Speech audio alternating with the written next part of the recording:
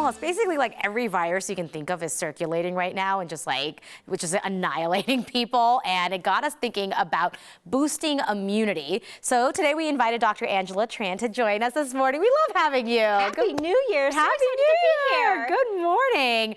Okay, immunity, a big topic right now because everyone has been sick. What are your go-to trips to try to boost it? Yeah, so, well, first of all, health is the best mask of protection, especially this time of the year. And there are 3 factors that affect your immunity. Number 1, sleep. Sleep deprivation is going to cause you to be tired, imbalance in hormones. I mean, it is going to bring your defenses down. So make sure you get plenty of sleep. Yeah. Easier said than done. Yes. Number 2, stress. I mean, we just tucked in 2022. You know, the new year is hopeful, but we still have a lot of stress.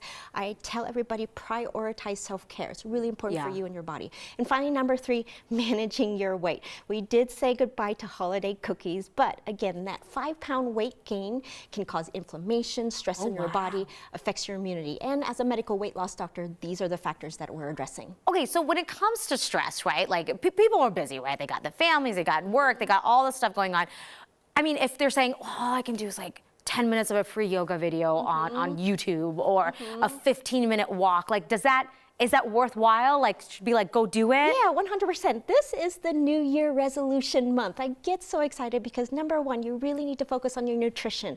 That is so easy now. You don't have to cut sugar out completely, but you need to understand that food is fuel and you need to understand the energy of your body. Okay. Number 2, I mean, yes, exercise. Capitalize on all those deals. You know, try something new. I'm totally into kickboxing, rowing, spinning. I mean, just do something to move your body.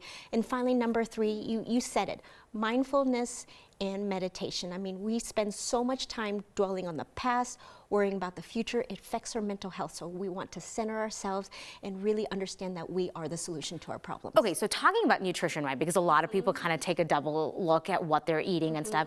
What are your tips on the best sustainable ways to approach that versus like, you know, I'm just going to cut everything out and then you fail within a couple of weeks? Yeah, it starts with a plan. You know, you have to stay accountable to yourself. So you really want to make sure, okay, are you going to commit to exercising 2 to 3 times a week? Okay. Number 2, no extremes. I tell everybody, get that all or none out of the door. You really need to understand the 80-20 rule. You know, be good 80% of the time, but 20% of the time, allow yourself that favorite food so you don't drop off. And finally, number 3, the simplicity. Like I said, you need to make sure that you're on a schedule. You want to stay consistent. I always tell people the tortoise wins the race every single time. How long does it, I know it varies from person to person, but if, you know, a person is a month and going, I'm not seeing any results, I'm getting frustrated, I'm still sick, haven't lost the weight, like what do you tell them? Oh, not in Dr. Tran's world. I get people starting from the very beginning because it's a very formulated process. I mean, we're getting lab work, understanding what's keeping you from losing weight.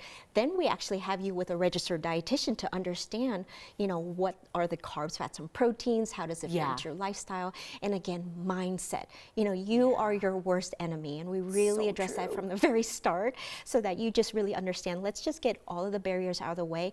We really get patients losing weight right off the bat. That's amazing. We're almost out of time, but I want to ask you a real quick question here. As a part of like the Daycare Parents Club, where we're just oh my gosh, somebody please help us. We keep hearing about, oh, if you just boost the amount of vitamin C you're eating and kind of space it out through the day, it helps. Is that true or is that a myth? Yeah, no, I love vitamin C. As we know, it fights off the common cold. You know, it's an antioxidant. It's great for your skin. Ooh, okay. Yes, but those mega doses are really reserved for complex cases, like if you have cancer or if you have a sear infection. In all honesty, if you're an average healthy person, you just need the daily dose. I think you might be wasting your money if you're just doing those IV treatments type of thing. But vitamin C is very important for your immune health. Awesome. Thank you so much. You always come with the best tips, and it's like it's doable. It doesn't feel overwhelming, so it's great. Thank you so much.